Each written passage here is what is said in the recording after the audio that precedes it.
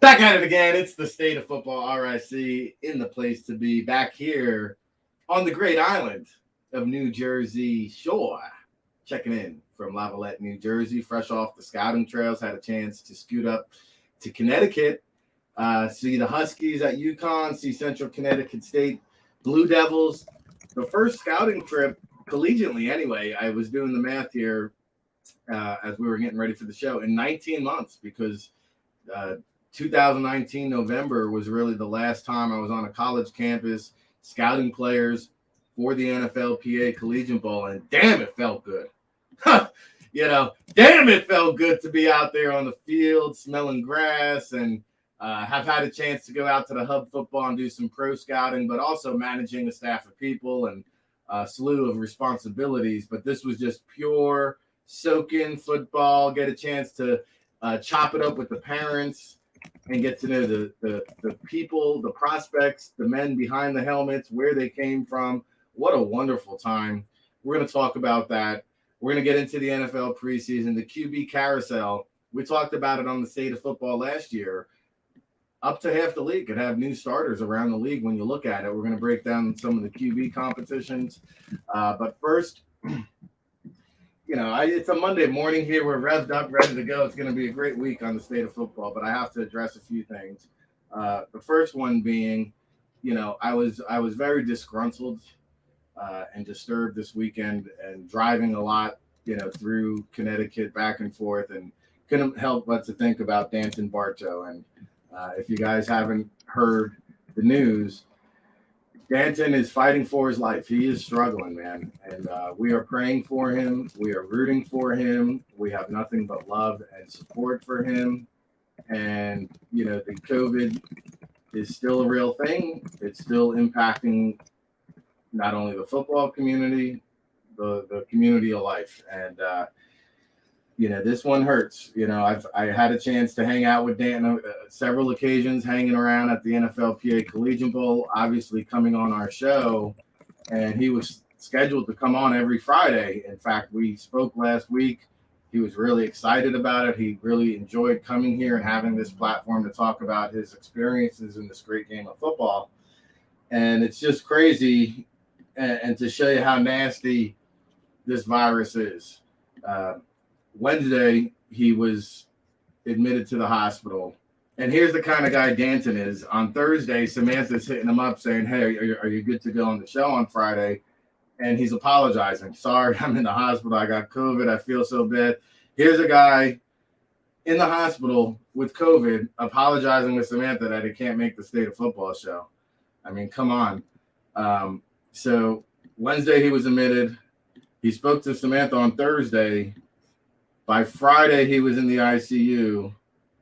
By Saturday, they were doing the final steps necessary to try to prevent the ventilator. By Sunday, he was on the ventilator.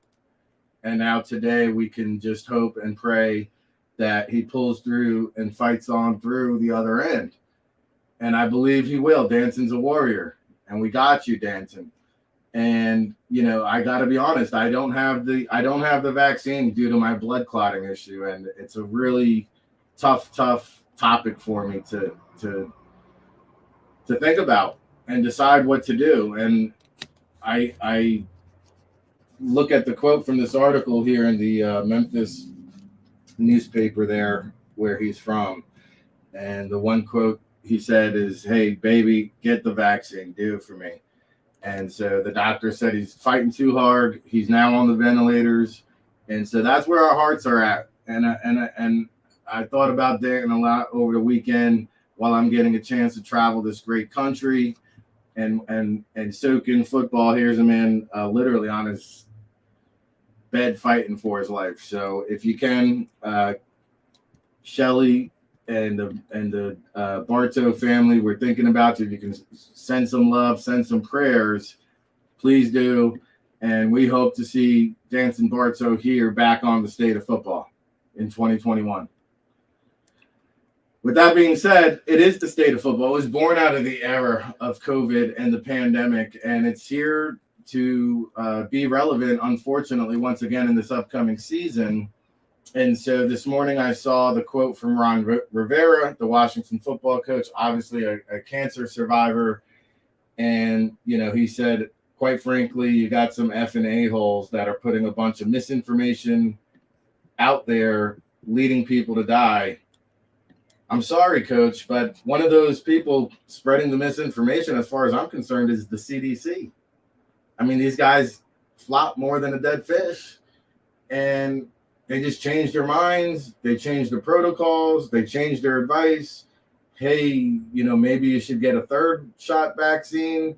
Hey, let's pull it off the shelves in Denmark. Hey, Johnson & Johnson, there's a mishap over here. And so, unfortunately, I think it's the government putting out a lot of the misinformation that I see. Correct me if I'm wrong.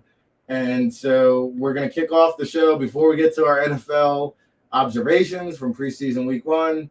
We're going to go around the league, training camp visits. I'll get to some of the prospects that I saw. But we're going to throw our guy, Ralph Entry, the co-commissioner of the Northeast Conference and co-host each and every Monday, straight into the fire with the vaccine conversation. Ralph, welcome into the show. Good morning. COVID-19, obviously a big deal here still in the 2021 climate. What do you make of Coach Ron Rivera's comments this morning? Well, first, very sorry to hear that sobering news about a member of your NFL Draft Bible family, and well wishes, and just keep fighting. With that said, what Coach Ron Rivera said, I can understand his frustration. I think that Washington football team is probably one of the least vaccinated teams in the NFL, from what I understand. They had a few players speak out in favor of vaccine choice, and I would rather just focus on some of the positives.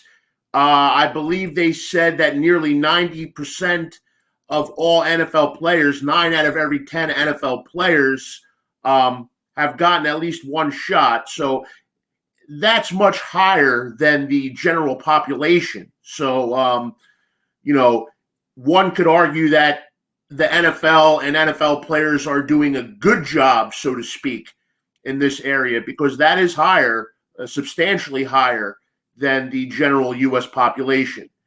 Now, as far as Coach Rivera's pointed words, I think that we all have to understand that there are strong beliefs and strong convictions on both sides of this issue, including Ron Rivera's opinion, obviously. And I think that we have to understand that folks have the right to make up their own minds after getting the clear information and evidence, and to make their personal choice.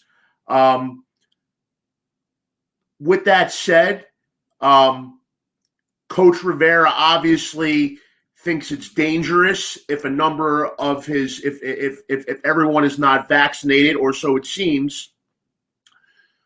But with that said, I don't think cursing or yelling at anybody is going to help change anyone's mind.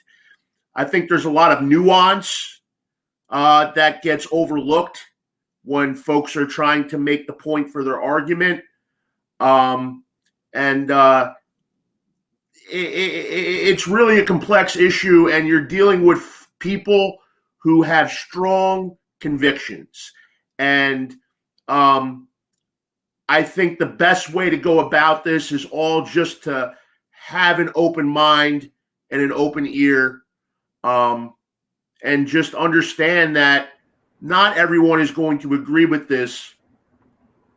Now, if you want to get into what we need to do in the real world, or especially in the NFL, in order to stop this from spreading amongst your team, if you want to ensure that COVID is not going to spread amongst your team, then you really have to test everybody frequently, unvaccinated and vaccinated, because in that article, that mid-morning quarterback, Monday morning quarterback, and I'm kind of over Peter King, to be honest with you, so I wouldn't have read it had you not made it required reading for this morning's show. But in that article, Ron Rivera does say that, I'm nervous sometimes because, yes, I'm vaccinated, and I know that I won't get deathly ill from the virus because of that vaccination. But he says, I know that one of my players can still give me the virus, that I can still get it. And that's what we have been learning, that the vaccine doesn't necessarily stop transmission. In fact, there are a lot of vaccinated folks who have tested positive and who can both receive and transmit the virus. So if you want to be, I would argue that the Cole Beasleys of the NFL are actually a little safer because they're getting tested every day. Whereas I think the vaccinated folks, the plan was to maybe only test them once a week. I'm not sure if the NFL has since pivoted and said they're going to test more frequently, because when you look at it, if you really want to ensure that this thing is not in your clubhouse, then really everybody needs to be tested with some sort of frequency. At the end of the day, let's not curse, let's not yell, let's try to be understanding adults and respect people's opinions, and let's all do what we think is right for our personal health and for our family's health as well.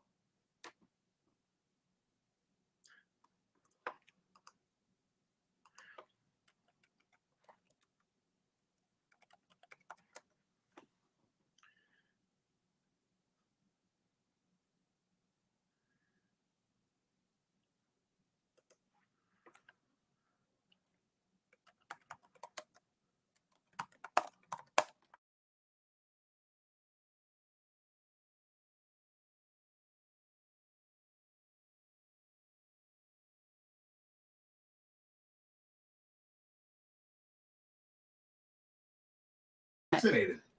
You were muted.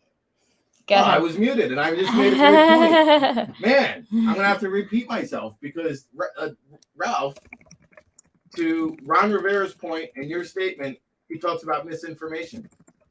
And part of that misinformation is the NFL. Hey, 90% of the players have had at least one shot. But color me stupid, it takes 2 shots in order to be vaccinated. So that's great. You got 1 shot. You're not vaccinated, but 90% of the players got it. It just seems to me it's like the NFL is putting that information out there to appease the fan base and make it sound like they're accomplishing something. I don't know. Talk about misinformation. What does 1 shot mean? Does that mean you're vaccinated? Because I was under the impression that it takes 2 shots. So if you got the 2-shot vaccine, you need 2 to be vaccinated. So you talk about misinformation. He should be pointing in the mirror at the NFL and misleading us. Because to me, that's misleading information. So, I did see the practice squads will be expanded to 16. They'll have all the same COVID procedures and protocols in place from a year ago. I just think it's going to be an ongoing conversation that we continue to have here in 22021. Here at the State of Football Season 2, Episode 11, Part 270, Monday, August 16th, 2021. All right, Ralph. I think we've beat this horse to death. Did you want a final thought on the vaccines or turn the page? And you're on mute now. Tone for the week. On a Monday morning, do we really want to set the tone for the week with this stuff? I mean, I think we've seen that the NFL can operate safely, even with the threat of COVID, unfortunately, still hanging over all of our heads. So it's going to take a little more effort, a little more following of protocol, but obviously they can have a safe season once again. And really, that's all I'm looking at. Just want to look at the positives here. Well, let's stay positive on the next note. And we lost a football legend over the weekend in Joe Walton. 85 years old, and we're going to remember the good stuff that Joe Walton did, a former second-round pick back in 1957, a member of the Washington football team, New York Football Giants, of course, head coach of your New York Jets, the creator of the Robert Morris football program, a multiple NEC championship winner. I know somebody that is near and dear to your heart, Ralph, and I would imagine if you're putting together NEC football Mount Rushmore, Joe Walton would certainly have to be in consideration. Yeah, he's what I would call a founding father of NEC football.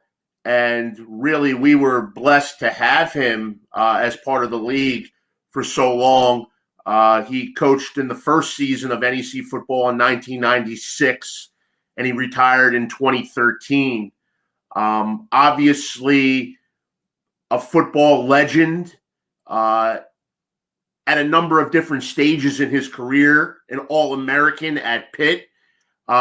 He then was sort of a game-changing tight end in the early days of that position in the NFL, an NFL player, then ascends to become an NFL coach, an NFL head coach, gets the Jets to the playoffs a couple times. I mean, that's not easy to do. It's not like the Jets go to the playoffs every year. And obviously, before his tenure with the Jets, he was with the Washington Redskins, where he was sort of a father figure to Joe Theismann, or the folks here in New Jersey, South River, we know him as Joe Theismann originally. But Joe Theismann, obviously the Super Bowl winning quarterback from the Redskins, put out a really nice tweet. A really nice tribute to Joe Walton. I think is a great way. It's more than I could ever say about Joe Walton. There you go. He was my coach and my friend. He taught me how to play quarterback at the pro level. He touched so many lives, whether it was in pro ball or in college. We all have a part of Joe with us, and I mean, that's just so eloquently stated right there by Joe Theismann. And it shows you the impact that Joe Walton had on him, but also the game of football. He founded an FCS program at Robert Morris, and he went on to win 6 NEC titles. His 2010 Robert Morris team was actually the first ever NEC team that was invited to the FCS playoffs. And they actually had a lead on North Dakota State at halftime. Things kind of fell apart in the fourth quarter, but a valiant effort nonetheless, and something that we're proud of here at the NEC. And really, he's an NEC legend, but he's also a football legend. I mean, like I said, succeed in so many different areas of the game at so many different levels. It's really remarkable. If you just break down his college career alone at Robert Morris, well, he's a Northeast Conference Hall of Famer. But, I mean, he's not just a Northeast Conference Hall of Famer for his college coaching, but, he was an NFL head coach that went to the playoffs. He was an All-American player. He was a well-known and well-accomplished pro player. I mean, it's just really 85 years. Joe Walton certainly made his mark on the game. So sad news to see that Coach Walton has left us, but certainly not before he made a long-lasting impression. Absolutely, and his legacy will carry on. If you're watching at home here on the State of Football, you saw the beautiful video that Pitt football posted, as well as the NEC football post, and great picture there of Joe Theismann with Joe Walton going into the Robert Morris Hall of Fame. So another football legend up to the heavens. Rest in peace, Joe Walton, 85 years old, and Ralph, you are the NEC Northeast football historian. You've got stories for days. Well, Coach Ryan McCarthy has a great story back in 2019, his first year at the helm. for the Blue Devils. He guides CCSU to a NEC championship. And I had a chance to get out to New Britain, hard hit in New Britain, and pop on over to the Central Connecticut State practice a couple days ago. Coach McCarthy, nice enough to have us out there on behalf of the NFLPA Collegiate Bowl and NFL Draft Bible and Sports Illustrated. We're wearing a lot of hats here, but I love the passion that Coach McCarthy really runs and operates his practice. It was really my first time to get a chance to see him, and he does do a lot of delegating to his coaching staff, which, watching Javon Brown, just a well-coached, fundamentally sound, technique-driven kind of player. But great to see Coach McCarthy in action, and we talked about our NEC predictions. Central Connecticut State definitely at the head of the class. Yeah, well, it was great to have you out at an NEC facility doing some scouting, and I know they do have a few players on the NFLPA Bowl radar. And certainly you mentioned the last time they played in the regular season, they were 11-0 against FCS teams in the regular season in that 2019 campaign. Their only loss in the regular season was to Eastern Michigan, which was a bowl participant. And they had Eastern Michigan beat. It is still, to this day, haunts me. One of the, quote-unquote, worst bad beats that I've ever witnessed. They were up by a point with about 1:30 to go, and they had the ball at midfield, and they were able to run the clock all the way down to 17 seconds, but they had to punt it away. Basically, all they have to do is get a clean punt off, and the game is over, and CCSU beats an FBS team. But unfortunately, the punt was blocked, scooped up, run the other way for a touchdown, and just a stunning ending. But anyway, the bottom line is that Central Connecticut team was exceptional. And they opted out in 2020, but they're back in 2021, and they need to be taken seriously by the top 25 voters, and they need to be taken seriously as an NEC title contender. Now, the quarterback position, they had the Offensive Player of the Year at quarterback in 2019, but Aaron Winchester has expended all of his eligibility. So there'll be a new starting quarterback, but there still are a lot of key pieces from that 2019 team. And you mentioned Coach McCarthy as someone who's creative with the offensive unit, a creative offensive mind. He'll find a way to get the most out of whoever is starting at quarterback for Central Connecticut State. And I'm just excited that CCSU is back in the race. And NEC football is starting up week 1. All 8 teams will be in action. So with that said, CCSU is one of the top 3 in the preseason poll rankings. And maybe you can share a little bit about what you saw out there at practice, because I actually haven't gotten a chance to see CCSU play since November of 2019. Yeah, and first of all, I always have my NEC Front Row app with me on the go when I'm traveling on the weekends to catch up to all the NEC action, so that we can chop it up on the NEC Chop Shop during the season. So make sure you go follow NEC Football, NEC Front Row, the Chop Shop, the whole 9 yards all throughout the season, and you get great insight, like Tales from the Scouting Trails, which I'm about to hit you with. You mentioned Aaron Winchester, Ralph. It was great to see him as a grad assistant. He's actually now on the coaching staff, coaching tight ends, but cutting his teeth in the coaching business. And you saw him come into Central Connecticut last year, pick up that offense, or 2 years ago, and guide that team right into the FCF playoffs. So Coach McCarthy, recognizing what a whiz that Aaron Winchester is, and he is now part of that coaching staff. So that was great to see. Javon Brown, someone who I had a chance to meet at the Northeast Conference Social Media Day at MetLife Stadium a couple years ago when it was held in person. Just a great young man, very mature. When you talk to Javon Brown and you talk to his coaching staff, not only does the maturity come through, but the coaches talk about what a professional he works and treats the game of football like he's already in the pros. And so I had a chance to see Javon Brown. He is a very wide body, strong based, just brute strength. Great to see him stonewalling guys. The offensive lineman had some one-on-ones going on, so I had a chance to see Javon Brown up close. Looks like he packed on some pounds the last time I seen him.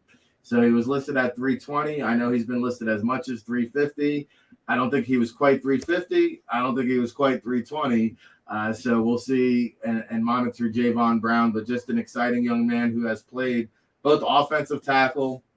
He was taking reps yesterday at the guard spot, Ralph, which I think is going to be his best position at the next level. And so we're excited for him. And Tayshawn Big Game James. I mean, we've talked about this young man, his fearlessness going over the middle. I like to see the physicality of Tayshawn James, his hand combat, his burst and quickness getting off the line of scrimmage. I think it's really important. And I had a chance to see chop it up with one of the Kansas City Chiefs scouts who was in attendance there as well at the practice. And so we talked about just his raw development, his route running ability, how his best football is still in front of him because he came to Central Connecticut State as a high school quarterback, spent, I think, about a week or so at quarterback, then transitioned to wide receiver. There was a need. There was a lack of depth. Tayshawn James being the great team first player, but also an exceptional athlete, converted to wide receiver. So this is only his fourth year at the position. You can see his route running has developed. Talk about dependable hands, though. This guy has got a sticky pair of mittens. You would think he's been playing wide receiver his entire career. And then talk about coming from a quarterback background to see the physicality and using that hand combat, getting off the line of scrimmage. You saw it 2 years ago. Take his game to the next level. He averaged, I think, about 20 yards a clip per catch. And so I look for Tayshawn James, despite who the quarterback is, to have another big season. He's got our attention here at the NFLPA Collegiate Bowl. Clearly has the NFL scouts' attention. A handful of teams have already been through there at a hard-hitting New Britain.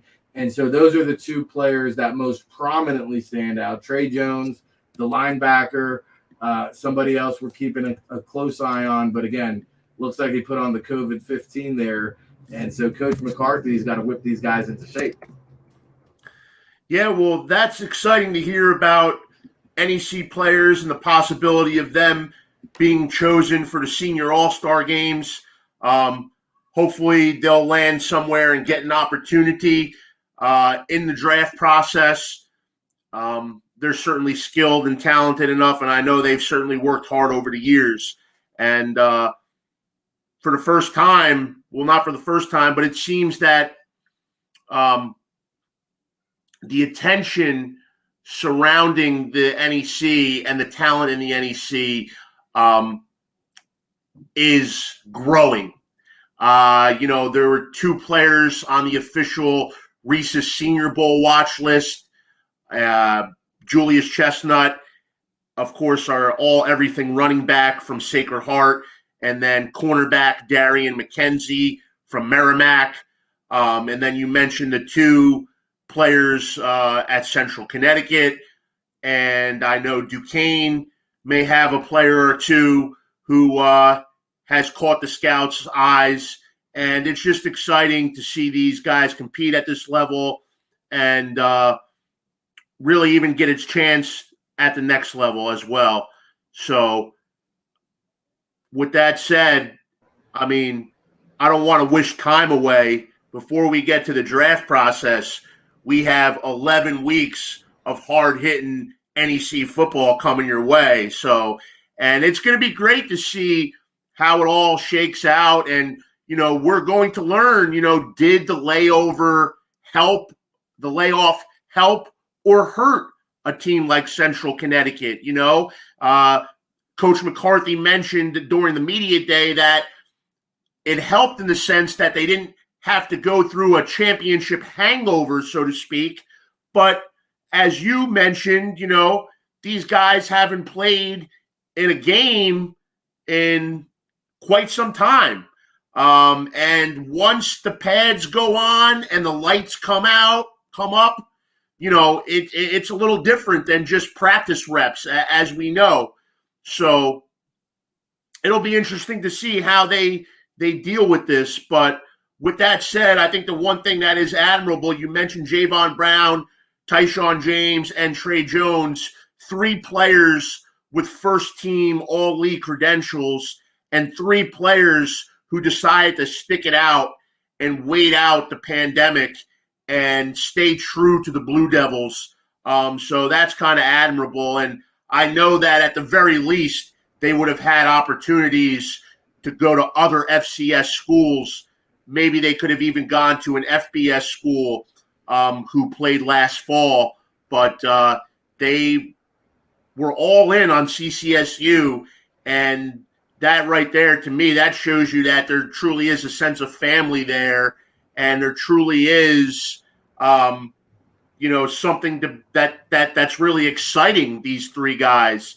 And I assume it's the opportunity to play for another conference championship altogether. I think they want to kind of finish what they started. But with that said, it won't be easy in the NEC because you got Julius Chestnut and the Pioneers. And Julius Chestnut's one of 21 starters who are coming back from that spring championship team. And then you have Duquesne. They're always in the mix. You have other teams that are a little bit of an unknown, but, could Wagner be a dark horse? Could a Bryant jump in the mix? It's a great time to be an NEC football fan, a college football fan. September 2nd, 3rd, and 4th, NEC teams playing all 3 of those days. I'm ready to go.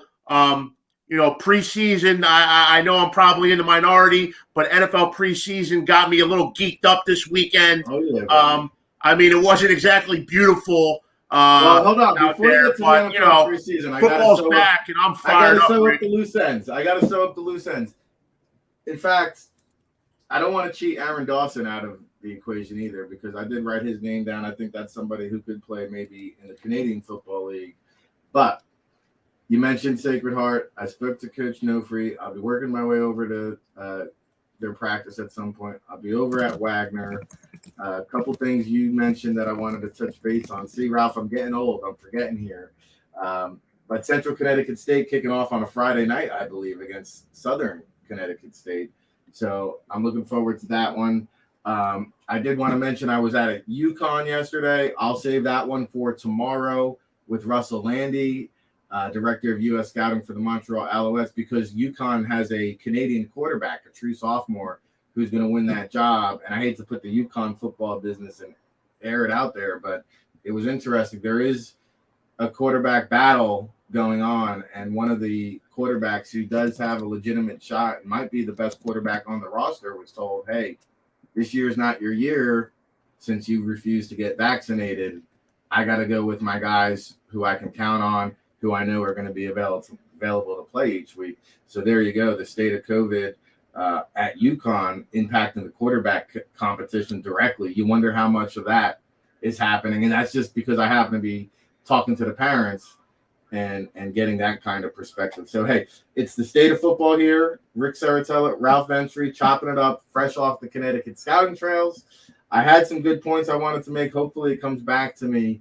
But we mentioned Joe Walton, rest in peace, earlier in the show. 52-57, I want to say.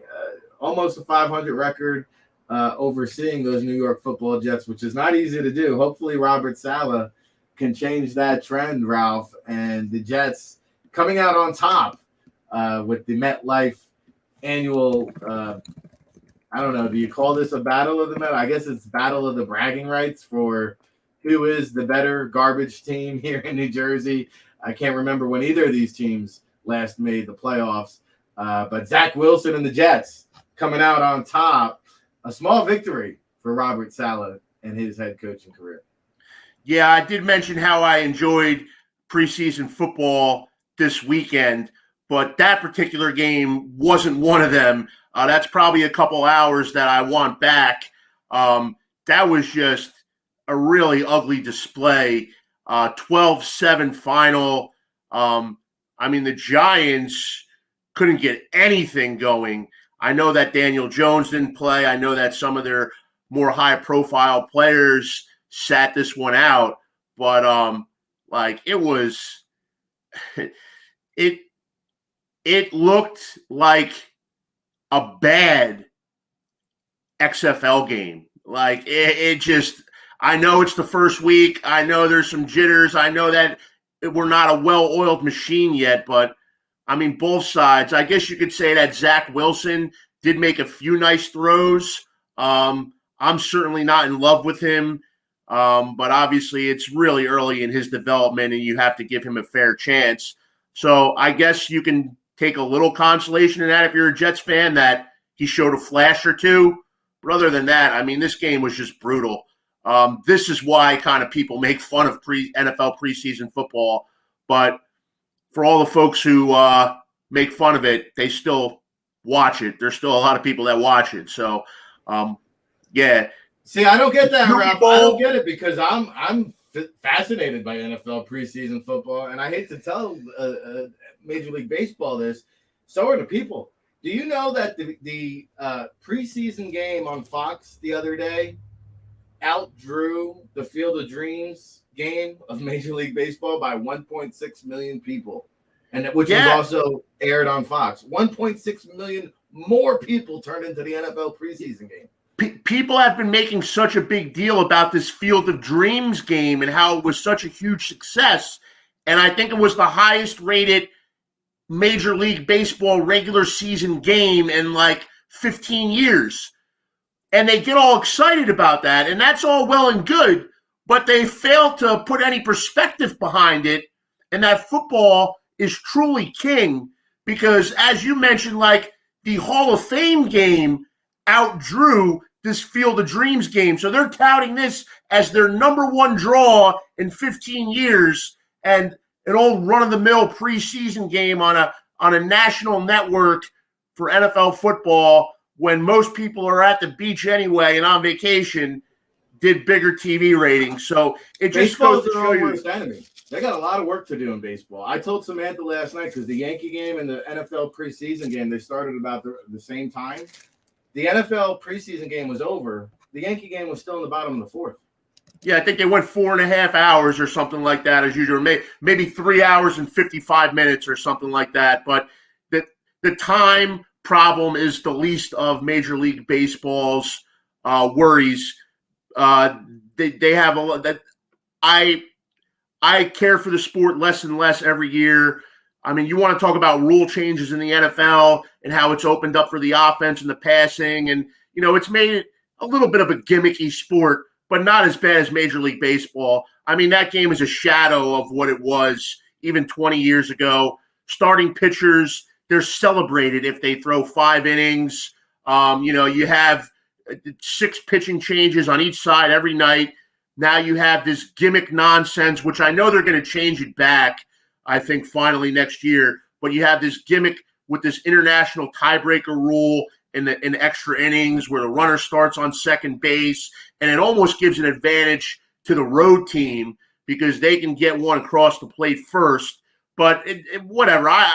There are so many reasons why baseball, I've lost a lot of love for it. And you're talking to somebody who probably went to, at one point, was a New York Mets season ticket holder and probably averaged 40 Mets home games a year. So, but really, when it comes to NFL or Major League Baseball, I mean, there's no debate. I'm watching the NFL any day, every day of the week. Now the Mets, they don't have Jacob deGrom out there. I mean, really, why even bother turning on the TV? Oh, yeah. And I'm right there with you. When I lived in Astoria, Queens, I used to take the E train all the time up to the Bronx, get out to 30, 40 games a year. And now I just have no desire. In fact, the last game I went, me and my uncle went to the Hard Rock. We got 2 beers. We got 2 shots of Jameson. The tab was $103. That was without the tip. I said, what am I doing here? I said, let me just go buy a flat screen TV, an 80-inch, and watch every Yankee home game on that. And so, it's a hassle to get there. And the new Yankee Stadium, really not my cup of tea. The fans arrive in the 3rd. They leave in the 6th. They tell me to sit down when there's 2 strikes. I'm up clapping for the 3rd strike. The fans are telling me to sit down, Ralph. Jesus, we've come a long way since Ron Guidry. Hey, but this is the state of football, Ric Saratello, Ralph Entry. Can you imagine 2 strikes? I'm standing up clapping, and the guy behind me is telling me to sit down. I said, excuse me, are you a Yankee fan? Get the hell out of here. Oh, boy. If you don't know the traditions, just don't even come to the ballpark, please. And so, yeah, he's waiting for his sushi or his avocado toast to get delivered from the server there. I mean, whatever. It's anyway, let's just a nice Saturday and a nice day at the ballpark watching baseball, just kind of mindless, can be enjoyable. But I let's put it this way: I'll travel for football, but I'll go to a different state or a different, travel 500,000 miles to go see a football game. But for me to even just get in the car and drive into Queens, it's just too much of a hassle. It is. I just don't. All day affair. Yeah. Never mind the 5-hour game. You're gonna spend 5 hours each way getting there. You gotta really be invested. Hey, it's the state of football, though. Ric Saratello, Ralph Entry, each and every Monday. And we're talking NFL preseason. Let's shift gears, though, Ralph, and get out of the New Jersey state of mind or New York state of mind and travel to the other coast, because Trey Lance seems to be the lightning rod of the NFL preseason. Here's a guy who throws a ball 30 or 40 yards through the air to a wide open receiver for an 80-yard touchdown, and now he's the greatest thing since sliced bread. Well, I mean, it was a nice throw. You got to give him that, and it definitely gives some excitement of what Trey Lance can become as an NFL quarterback. With that said, let's not get ahead of ourselves. This is only preseason game number 1, and there's a lot that Trey Lance still has to learn, and I'm sure that he's a bit of a developmental project. And if you ask me, I think that the Niners, he makes this one throw and people say, this is why Trey Lance needs to start week 1. I don't know what the Niners' internal plan is, but if they had a plan to go with Jimmy G and let Lance develop on the sidelines for a full regular season, then I think they should stay with that plan. They shouldn't just change because he made one sexy throw in a preseason game. With that said, I don't know what the Niners' plan is, but if you ask me, I think they're a playoff caliber team with Jimmy G, and I think that Trey Lance can benefit from sitting for a year. And don't put the pressure on this guy this early when you don't have to. And I'll say it time and time again, the Kansas City Chiefs didn't do it with Patrick Mahomes, who turned out to be the ultimate talent. And he didn't see the field until a meaningless Week 17 game as a rookie. And Alex Smith took them to the playoffs that year. Mahomes got his quote-unquote seasoning. And then the next year, Mahomes showed all his ability and won the MVP award.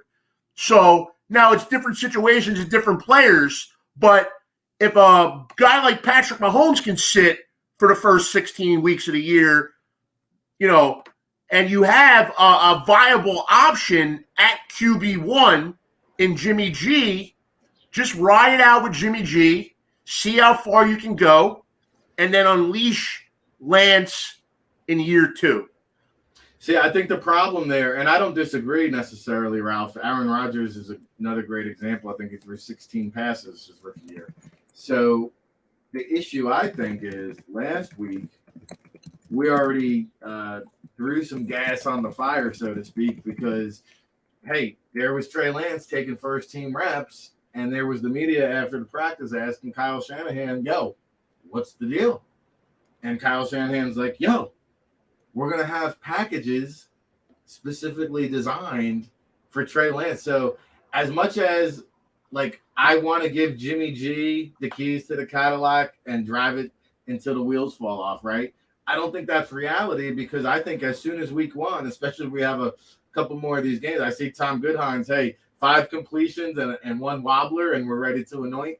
But I mean, the buzz is getting louder, and he has a couple more games like that, Ralph. I think as soon as week one, you're going to see these Tyson Hill type of packages where, hey, Jimmy Garoppolo is trotting off and Trey Lance is trotting on.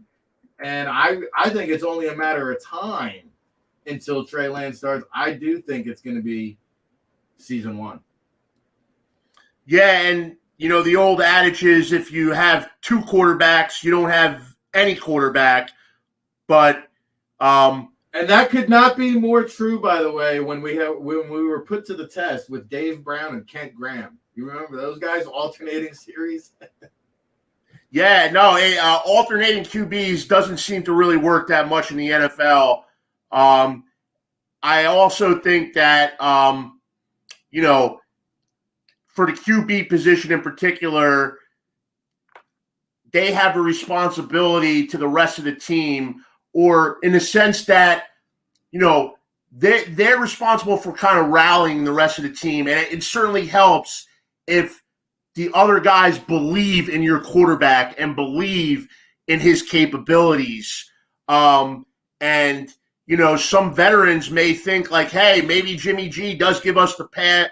They see the reps in practice every day. We only see a snippet. So who knows what it's really like. Maybe they think, hey, we don't want to give it over to this kid just yet. He's not ready yet. We believe in Jimmy G, and to be honest with you, in very few instances, if I'm the Niners, I'm hesitant because Lance is exciting. You have so much invested in him. But rookie QBs, you're basically throwing your season away. Like, in very few instances has a rookie QB, gone into the playoffs. I'm trying to remember, was Ben Roethlisberger a rookie when or was that he was either second year or a rookie? If he was a rookie, I can say that he wasn't the Ben that you saw later in his career. They had him on, under some kind of restrictions. Essentially, it was Jerome Bettis' offense. It was, Ben was probably averaging 150 pass yards per game during that Super Bowl season. So, but the bottom line is, you look at Josh Allen's rookie year, they were 6-10, and then they went to 10-6, and then 13-3. You look at, go all the way back to Peyton Manning. Go look at his rookie year. I think they were 4-12 or 3-13, and he has the rookie record, or had the rookie record, for the most interceptions by a quarterback. So it's like, I know that's also a sign of, and the Niners are a little different because they have a better roster than you would think for a team that has the number 3 pick in the draft. Usually the teams have the high pick in the draft and get the franchise quarterback because they're not very good. So it could be kind of a correlation between, the team's not very good and they have a rookie quarterback. So that's why rookie quarterbacks don't usually succeed. But if you ask me, though, you have to give a guy a year to develop, to get used to the NFL speed, to get used to the NFL game.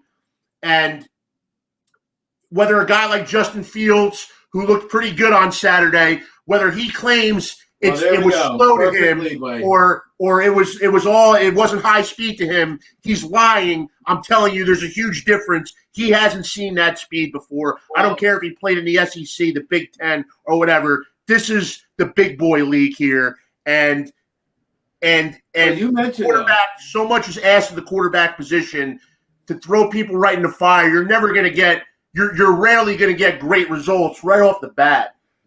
But you talked about rallying the troops, though, and that's what I saw out of this Chicago team. And I was traveling, so I don't think I had a chance to see this one. But my understanding was Justin Fields started this game and played into the second half. And I don't know, Ralph. I mean, I see Tom Goodhines in the chat room with Mac Jones, very poised, and I think Cam Newton will be on a short leash. I think Cam Newton wins that job. I think Jimmy Garoppolo wins that job. But if any rookie has a chance to start so far, based on what I've seen and based on what I've heard, Justin Fields looks like he has a legitimate shot here. Yeah, and to Tom's point, yeah, Mac Jones looked poised, but he did nothing that popped off the page to me when I watched that Patriots game.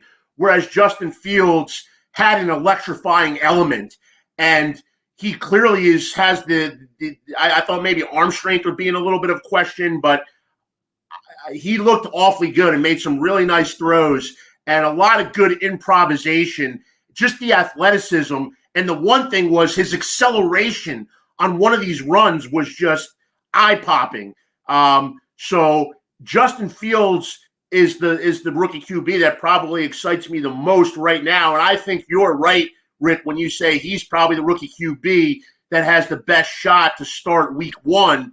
And it may be to the Bears' advantage to start developing this kid now because, let's be honest, the Bears, unlike the Niners, I don't think anybody has the Bears going to the playoffs.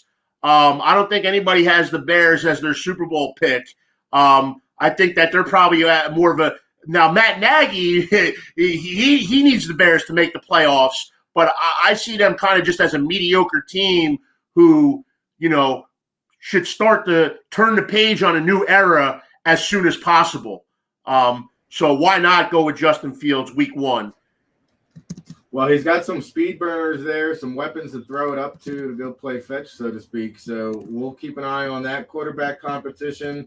Now, I did see that Panthers-Colts game. The owner of the Colts, Jim Irsay, part of that broadcast, and they talked about the Hall of Fame induction ceremonies. But more importantly for Colts fans, he said something that was noteworthy where we're not in the market for a veteran quarterback. In fact, Carson Wentz throwing on the sidelines, a big effing deal. Supposedly, reportedly, there's a chance he could suit up week one. But I thought it was interesting stuff. And Sam Ehlinger, I guess, has had a hell of a camp. We saw flashes of that last night. But more importantly, Jacob Eason looked like he was poised, looked like he was in control and command of that Colts offense. In fact, I might even go out on a limb here, Ralph, and say the Colts could be in better hands with Jacob Eason than they are Carson Wentz this season. Did you get a chance to see any of the Jacob Eason performance and your take on the Colts quarterback situation? Yeah, but I'm not going to get overly excited again. I'll use the excuse that it is preseason week one. But it is encouraging, I guess, if you're the Colts, that maybe you have a guy in Eason who can hold the fort down for 3 games or so until Wentz gets back to full strength. But, I don't really see the Colts going anywhere unless they get Carson Wentz right. Carson Wentz is certainly no Peyton Manning, but just like those Colts, they weren't going to go anywhere with Jim Sorgi. You know what I mean? If Peyton was out, the Colts were done, and I think Frank Reich's a great coach, and he'll always put a competitive team on the field, a team that's playing hard and playing smart, but if they don't get the quarterback play, they're not going to be a threat to go deep into the playoffs, which I think that's the goal for that team. It was a wild card team last year. They're a team that probably wants to win some playoff games, and I don't see that happening unless they get a healthy and productive Carson Wentz. So say all you want about Eason. Like I said, I think from a guy like that, at the most, you can hope for that he holds the fort down and wins one of the first 3 games for you, so you're not 0-3 when Wentz finally gets back into the lineup. Yeah, and watching the highlights here on the live stream, I'd be remiss if I didn't mention Philip Walker, the former Colt, ironically, now with his former college coach, Matt Rule, who had him at Temple. He's a guy, and he played in the XFL and the AAF and all that. He's a guy. I don't understand why he doesn't stick around as a QB2 for one team, because he looked really good last night. He did, and it's not the first time in the NFL preseason where he did look really good. And to be honest with you, you're talking, he's a guy who you don't want to have start for 16 weeks in the season. But to me, he's a guy that can come in for an injury and win a game for you, or maybe win 2 games for you. I definitely like what I saw out of Walker the last couple of years. With that said, it's like I'll compare it to, the Buffalo Bills. I think E.J. Manuel got hurt, and they got Thad Lewis off the scrap heap, and he even won a game. So it's like, Thad Lewis is no better than P.J. Walker was. Like, if he could get a few years in the league as a backup, I don't understand why. I mean, could he? Is this guy going to be QB2 over in Carolina? I don't see why not. They drafted Will Grier, and they used a pretty high pick, 3rd or 4th round pick on Will Grier. And so I thought Philip Walker got a good, hard, long look from his former coach there, and Matt Rule, his current coach. And I just don't know how you cut this guy. And in fact, I don't think he's lost a game since he's left Temple, whether it be the XFL, Alliance League, preseason. Philip Walker is undefeated as a starter since he's left Temple. All he does is play a good brand of football. So I would imagine he's got to be – I mean, if I'm the Panthers, I'm carrying 3 quarterbacks this year. That's just me, especially with Sam Darnold being a big question mark. One last thought here. Speaking of question marks, Ralph, I don't know if you had a chance to catch any of this. The NFL Top 100, I think, debuted or aired last night. I got to see a good, significant portion of it. While I don't always agree with the selections, supposedly it is by the players for the players. To me, JPP is not a top 100 player in the NFL. He came in at like 59, things like that I disagree with. But it's always interesting and fun to see who's in the mix. Justin Jefferson was the highest rated rookie. So I don't know if you got a chance to see any of that. Is that tune-in TV for you? Is that background noise, or hey, you could just care less at this point? My son likes it more than I do, but I'll just put it on for background noise. But before we talk about NFL Top 100, I just want to mention every team should probably carry 3 quarterbacks this year, especially with the COVID. And if not 2 on the 53-man, definitely 2 on the 53-man and 1 on the practice squad. With the expanded practice squads, and still, I think it probably suits you to have that 3rd COVID quarterback this year. With that said, for the top 100, they say it's voted on by the players, and I'll give some respect to that because these are the guys who are lining up and going up against one another. So who knows better than them? But with that said, there are some funny things here, like there are a couple players who made the top 100 who are still unsigned. They just have the NFL logo next to their name rather than a team logo. So how can they be that good if they're still unsigned at this point? How about James Robinson? Someone pointed out he's in the top 100. We don't even know if he's going to be even starting this year. Yeah, I did see some of that Jacksonville game, and he got some he got some good run in that game. But you're right. I think Etienne is probably more of a – maybe they use 2 backs at once, but I think Etienne is more your 3rd down guy, and James Robinson is kind of your pounded in there guy. But I don't have so much of a problem with that. He came off of a 1,000-yard season as a rookie, really productive in a tough situation. So you want to give that guy a little love. I'm not going to fight you on James Robinson. But, yeah, JPP was probably a little overrated at this stage of his career. Then you have a guy like Tre'Davious White, who was ranked number 95. I think he's the 2nd or 3rd highest paid cornerback in the NFL. He's a big star in this program, by the way. A lot of FaceTime, a lot of airtime for that. Yeah, big star, but a low ranking as far as I'm concerned. I mean, I don't know. Obviously, the Bills think differently than this top 100 panel does, but whatever. I don't think he cares personally whether he's 95 or number 5, because the only number he's probably looking at is that weekly paycheck, and he got taken care of with big money. So, but with that said, I think there is probably still a little bit of element of pride here and competitiveness amongst these guys. That, hey, yeah, man, I'm in the top 20 top 20 players, so to speak. But you know what? It's good programming when there's nothing on TV in summer, and all you have is maybe some baseball. It's good to argue about. It's good to talk about on shows like this. But I mean, I wouldn't get carried away over it. I'm not gonna. It is what it is. Who's but your number one, Ralph? Who's your number one? It's a fun exercise. I guess, number one, you'd have to probably put. I'd go Patrick Mahomes number one and Josh Allen number two. Man, that's where I'm going. Logic. So okay, so NFL.com did a list I think last week, and like Tom Brady was the 7th best quarterback in the league. I don't understand this. All he did was beat Mahomes in the Super Bowl. He took everybody to the woodshed. You're not judging this as a career award. You're judging this as where they stand in the present. Let me ask you this. Let me rephrase it. You're in the Super Bowl, Ralph. You got 2 weeks to prepare. 1 game to win. Who's your quarterback? Everybody is going to say Tom Brady. You'd have to be crazy if you didn't say Tom Brady. So then how is Patrick Mahomes number one? Because if you look at it at this point in time, Tom Brady has, 2 or 3 more years left? Patrick Mahomes and Josh Allen have hopefully 15 years left. Well, you got to win 1 game. Who are you rolling with? 1 game. What? 1 game you got to win. Who are you rolling with?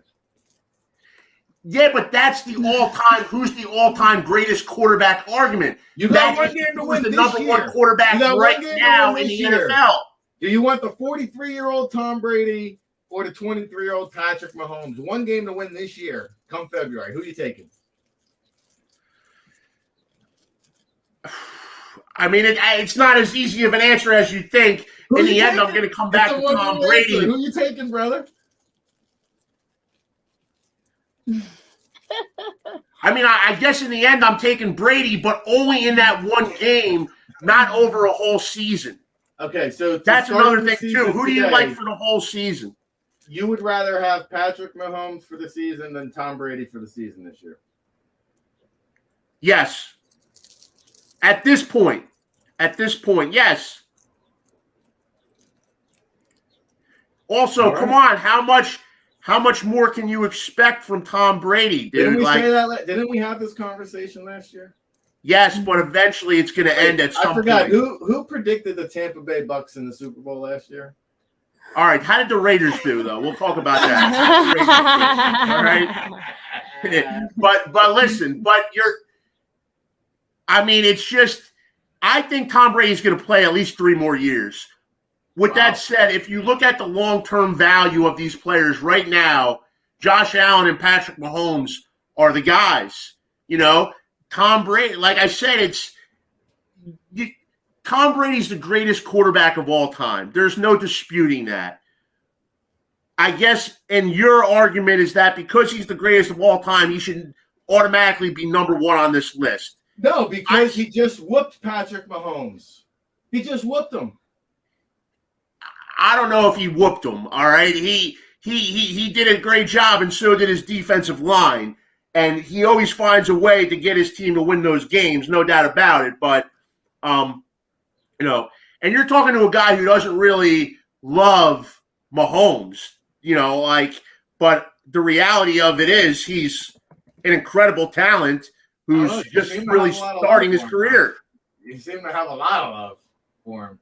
I just find it hard to believe that there's still people out there that would rather have another quarterback over Tom Brady. It's fascinating to me. Let me ask you this then, since NFL.com had him ranked as the number 7 quarterback in the league, which I find laughable, it's clear to me that you've already anointed Patrick Mahomes and Josh Allen ahead of Tom Brady. How many other quarterbacks, Ralph, do you have ahead of Tom Brady? I'm just curious. I would probably say Aaron Rodgers, and then I'll put Tom Brady number 4 in the Ralph Entry power rankings for the 2021 season. Well, Samantha's shaking her Listen, head. We're going to chop up this video. We're going to send it to Tom to use as motivation. You sound like his PR guy. You're his promoter here. You're like, it's all. You should have stayed up in New England and done some Boston talk shows today. You love Tom so much. It's just amazing to me, the lack of respect. It's comical to put him as the number 7 quarterback. I mean, this is the league website. putting Tom Brady as the number 7 quarterback. By the way, we'll have our CFL correspondent on again on Wednesday. We'll see if McLeod Bethel Thompson jumped up from number 9. He didn't do himself any favors. I think he got benched there this week against the Winnipeg Blue Bombers. But we're out of time. In fact, we went overtime. Ralph, again, as always, check us in the mail. Any parting shots, final words? We covered a lot, from Joe Walton to the state of COVID to some NEC chop shop talk, NFL preseason. Anything we didn't cover that you want to address? Any parting shots? Any final words of wisdom on this Monday morning, August the 16th? Well, it certainly was a bit of a roller coaster ride with the good news, the bad news, the sad news. But, that's life. And I know it's cliche, but I think life, football reflects life a lot. But with that said, rest in peace to Joe Walton. And wishing everybody, I guess, a lot of health for this upcoming season. Try to end on a bit of a positive note here. Absolutely. Positive Everybody vibes. staying healthy. Everybody staying healthy. Even 44-year-old Tom Brady, Even 44-year-old Tom Brady, 51-year-old Danton Bartow, thoughts and prayers to his family. We're going to uplift him. We're going to rise him up. He'll be back on the State of Football at some point here in 2021. We can't wait to see that. I can't wait for more NFL preseason football. For all you haters out there bad-mouthing it, it blew away MLB baseball. And where else are these quarterbacks going to develop and get these very valuable reps? By the way, a couple of quick announcements here before we get out of here. Make sure you go follow Conference 1. We have the website under the works. It's cf1.gg. It's the largest scholastic competitive esports league in the world. I'm happy to be the commissioner. Wow. A lot of big deals coming down the wire. Make sure you go follow those guys on Twitter. Check out the website. We'll have future announcements there. Also, hubfootball.com coming in about a month or so. Log on for that. We're still taking registrations, hubfootball.com. Of course, Sports Illustrated for all your football needs, but more importantly, all your NFL draft needs. NFLDraftBible.com or SI.com/NFL/draft. Of course, NECFootball.com, NEC Front Row. Make sure you follow Ralph at NEC Ralph. And we'll be bringing you the Chop Shop. Tomorrow we'll have Russell Landy talk some CFL. We'll talk my UConn scouting trails. We'll talk prospects. We'll talk the world of football here on the State of Football. This was Season 2, Episode 11, Part 270 here on this August 16th, 2021. We'll be back at it again tomorrow. Thank you to all the chat room peoples, Joe Everett, Tom Goodhines, Brian Beasley. I appreciate all the love and support. To everybody, all my people out there, the beautiful people. Shout out to Five Churches Brewery and the Steeple people up there in hard-hitting New Britain. That's it. We're out of here. See you later, everybody. I tell you, this Dynaglow put a wicked bark on any piece of meat you throw in there. I wonder what would happen if you just jammed a chuck roast in there and cooked it like a brisket. That'd probably be pretty friggin' good.